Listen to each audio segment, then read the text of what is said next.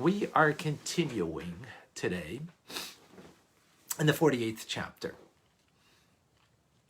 It's a short class, and it's a abstract idea that's very important.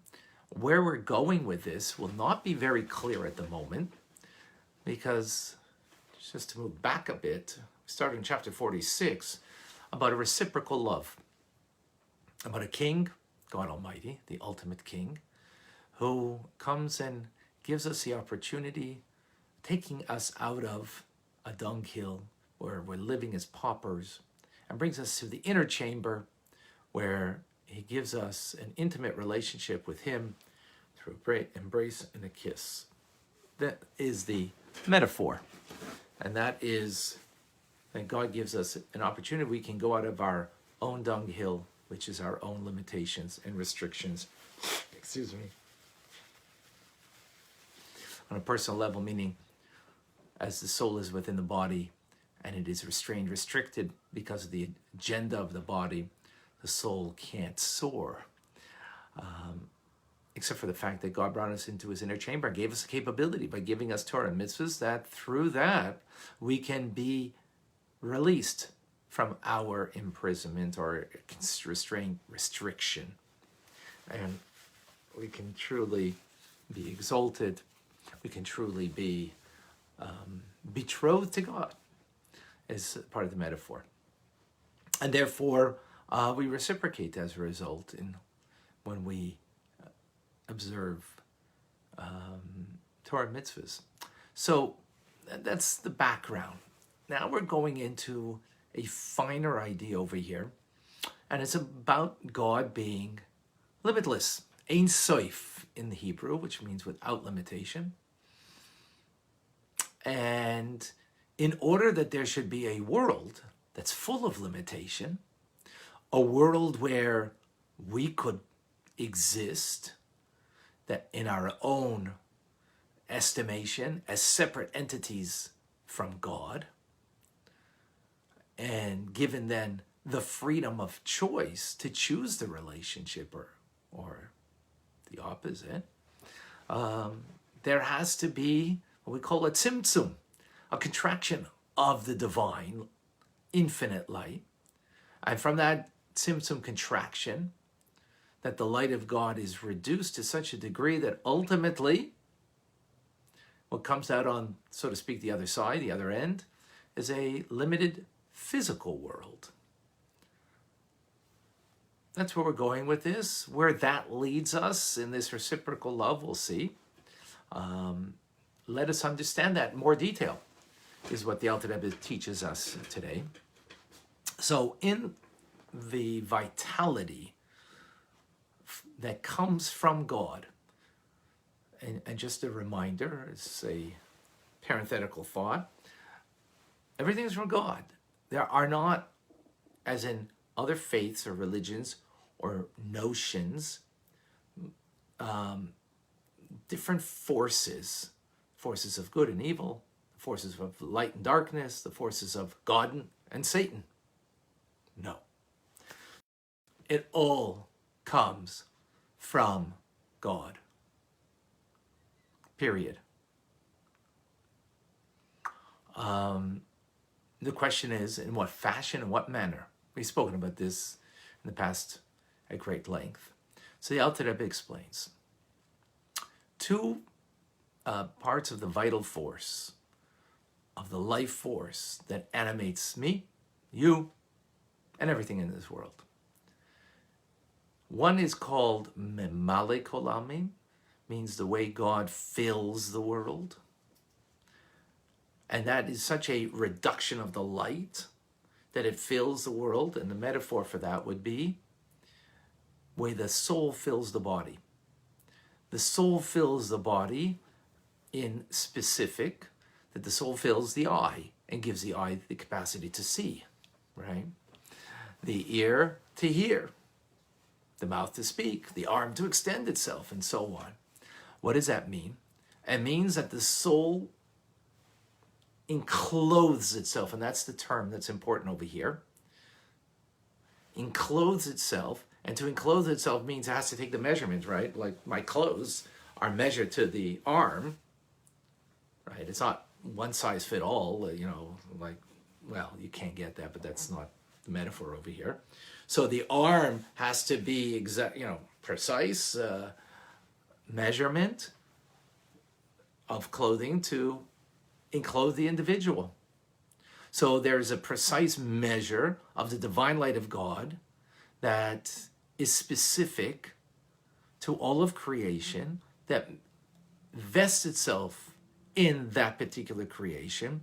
And that is such a reduced, contracted light, just as the soul is so contracted and reduced that all it does is give the capacity of the arm, movement, for example, dexterity, right? And so on. And that is one form. Now that form of vitality, since it's vested within creation, there's a potential or a possibility from there we can have an awareness of God. Being that it is, again, enclosed within the created being. Now, truth be said, the word world in Hebrew is olam. Olam comes from the word helam, which means concealment. The world is a concealment on God. Even the investiture of the divine light that is greatly reduced and contracted is in a reduced manner to such a degree that, well, yeah, people even deny the presence of God, the immanence of God within creation, because there is a concealment. Yet, that being said, we're capable of understanding that, appreciating it, and experiencing to some degree that level of the divine. But again, it's an extremely reduced divine light, contracted divine light, that is so finite and limited that therefore we have that capacity. Now, at the same time, there's another form of divine light that is, so to speak, we call it soviv kolami, which means surrounding, it's encompassing, as opposed to being enclosed, right, which is made to measure.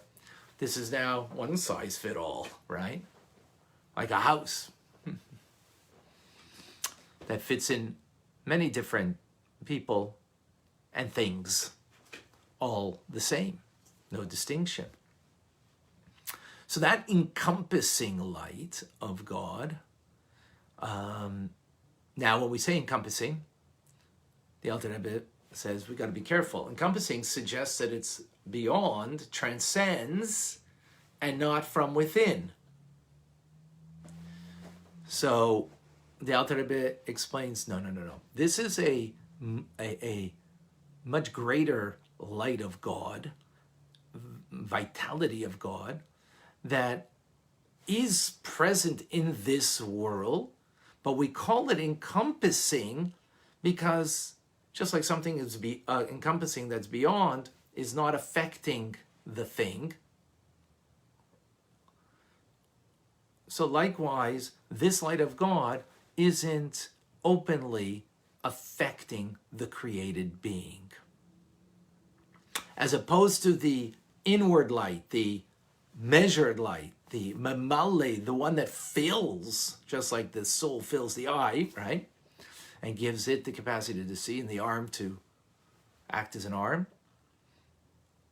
This light, although it is in the world, we call it encompassing because it's not having an open and a revealed effect on the creation of the world.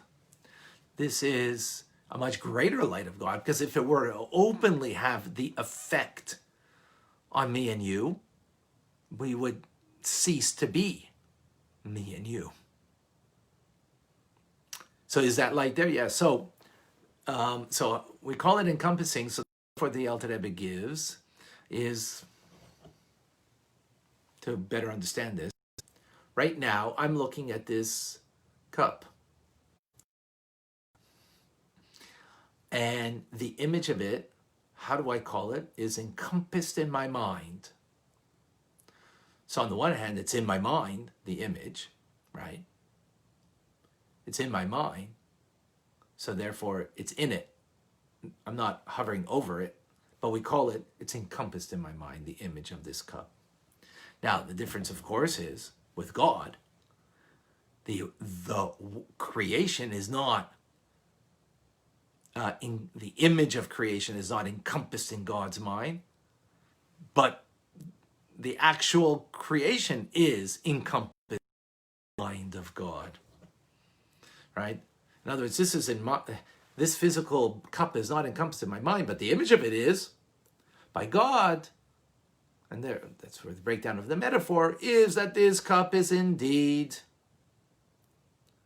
and all of creation indeed, the physical reality of it is in the mind of God. Now what that means and how do we understand that will be tomorrow's class, to give more a metaphor or deeper explanation of that. Okay? That will be in tomorrow's class. But it's a short class today, but I somehow made it long.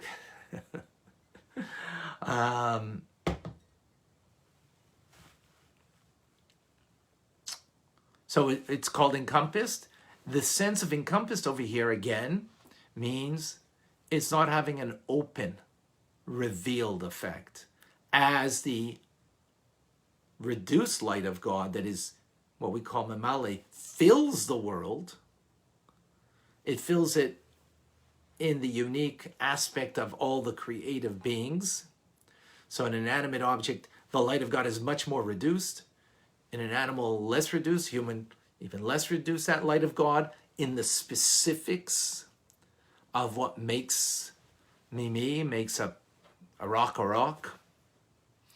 And at the same time, though, we have this transcendent, encompassing light of God that is beyond what we could grasp, beyond what we could understand or experience.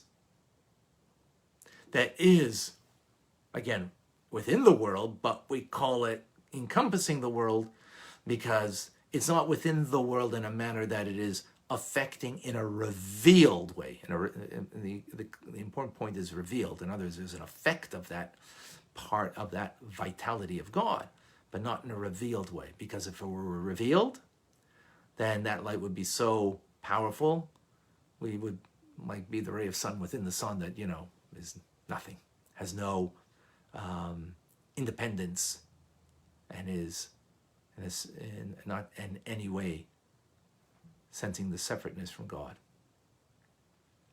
I hope that was clear. As I said, that's an abstract idea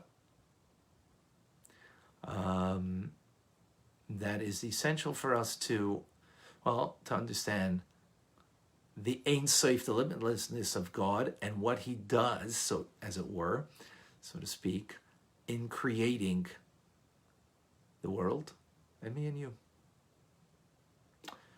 Where that leads us, I'm going to have to beg patience of you. How does that fit in with the concept of a reciprocal love? We're going to find out. It's coming. Tomorrow's class, it'll be another piece of the puzzle to give us an understanding. When the more we understand about the ways of God, the more then we can appreciate what he's doing for me. And then here we don't mean for me in the personal way that, thank God I woke up this morning and I'm healthy.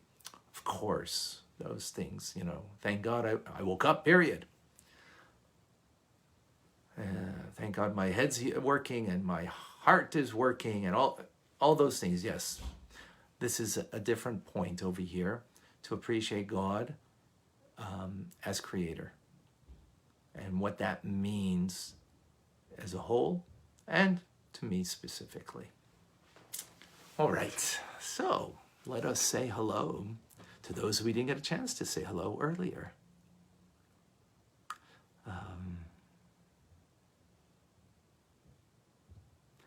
Who is with us that I didn't get a chance? Denise from Claremont, Florida. Shavua Tov. Richard, Shavua Tov to you. And Jason from Montreal. Thank you for joining. Tarek, Shavua Tov from Egypt. All right. Wonderful. Jim is with us. Boker Tov from... Jim, you have to remind me because I'm... volume is good. Good. Joatha from Brazil.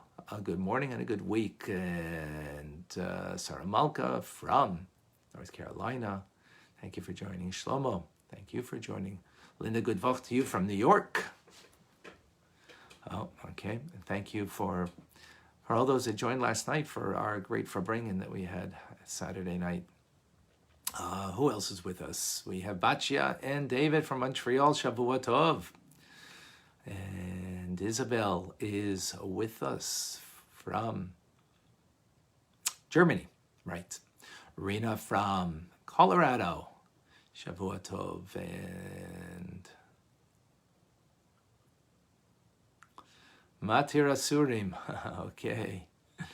Denise. Thank you from also New York. Hannah. Thank you for joining us. And who else? Pamela is with us from Northern Virginia. Boker Tov. Marim from Montreal. Margaret Lozata from Poland. Thank you. And who else is with us? Adele. Edward. Juno Beach in Florida. Harold. Loretta from Oregon. All right. Wonderful. All right, folks.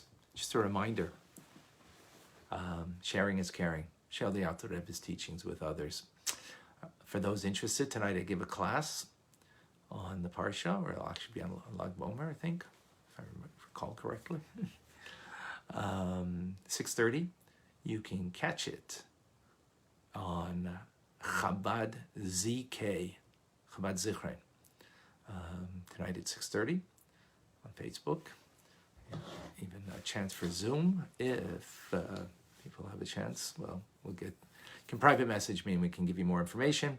And looking forward to continuing our learning and studying together of Tanya. I'm Rabbi Ronnie Fine, coming to you from my home in Montreal, Canada, where it's a privilege and a pleasure to share with you the Tanya. Have a wonderful day. Shavua Tov, a good vach, a wonderful good week.